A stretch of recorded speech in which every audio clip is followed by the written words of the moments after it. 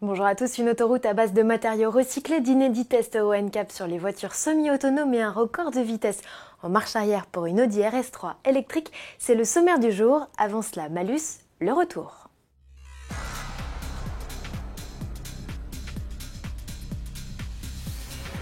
Bonne nouvelle, contrairement à ce que nous vous annoncions dans notre édition du 23 octobre, les députés sont revenus sur le barème du malus et plutôt que de le durcir, ils auraient choisi de l'assouplir, à confirmer avec le vote définitif de la loi de finances 2019. Concrètement, ça change quoi? Le seuil de déclenchement de la taxe tombe à 117 grammes de CO2 par kilomètre au 1er janvier contre 120 actuellement. On ne déboursera alors plus 50 mais 35 €. Les députés ont également repoussé le seuil maximal du malus fixé à 10 500 € de 185 grammes de CO2 par kilomètre à 191. Une plage de valeur plus étendue qui a pour effet de réduire les taxes de 30 à 40% en moyenne. Un Nissan Juke 1,2 litre verra ainsi son malus réduit de 210 à 90 € en 2019. Un Peugeot 3008 1,6 litre THP 165 chevaux, dont les rejets culminent à 136 grammes, pourrait bénéficier d'un allègement de 280 € en 2019.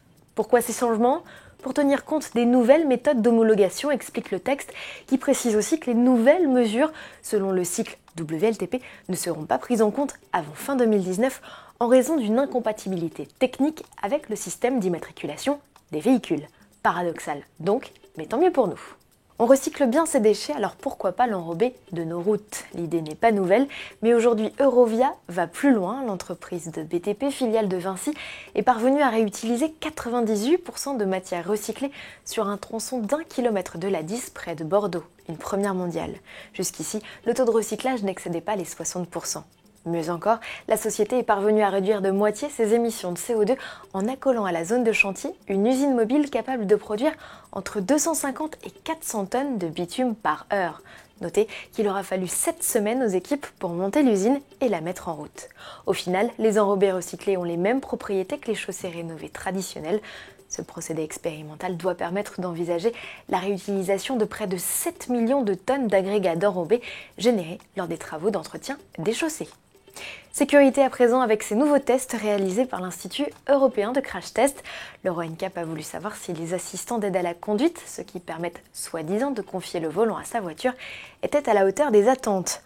Pour tester les capacités du régulateur de vitesse adaptatif, du freinage autonome d'urgence et de l'assistant au maintien dans la voie, l'organisme a imaginé différents tests. Dans un cas, le véhicule qui vous précède déboîte subitement pour éviter un obstacle à l'arrêt ou à faible vitesse. Dans un autre cas, cet obstacle à allure réduite déboule subitement sur votre voie. Globalement, le bilan n'est pas très convaincant. Sur les 10 véhicules testés, seule la Tesla Model S tire son épingle du jeu. C'est elle qui a le mieux réagi face à la plupart des situations proposées. Les autres ont quasi systématiquement demandé une intervention du conducteur. Ce qui prouve bien que les dispositifs sont conçus pour aider le conducteur, pas pour prendre le contrôle du véhicule, rappelle l'organisme, qui a peur d'une dépendance excessive à l'égard de ces équipements. Selon un sondage réalisé par l'Euro NCAP, plus de 70% des automobilistes pensent qu'il est déjà possible d'acheter une voiture autonome. Ces tests démontrent tout l'intérêt de rester extrêmement vigilant. Terminons avec une séquence plus légère. Il s'agit d'un record de vitesse pour une RS3 électrique, un engin préparé par l'équipementier allemand Schaeffler, partenaire d'Audi en Formula I. Pour ce record, Daniel Abt a dû exploiter les 1200 chevaux de son bolide en marche arrière. Pas simple pour le pilote allemand qui a failli être malade à plusieurs reprises. Après de multiples tentatives, il a réussi à franchir la barre des 210 km/h.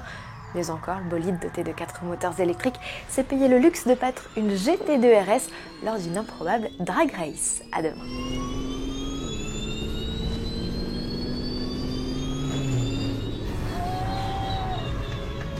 Mega! Ja, geil, Mann, ey! Ja. Voll durchgezogen bist du. Oh, völlig geisteskrank.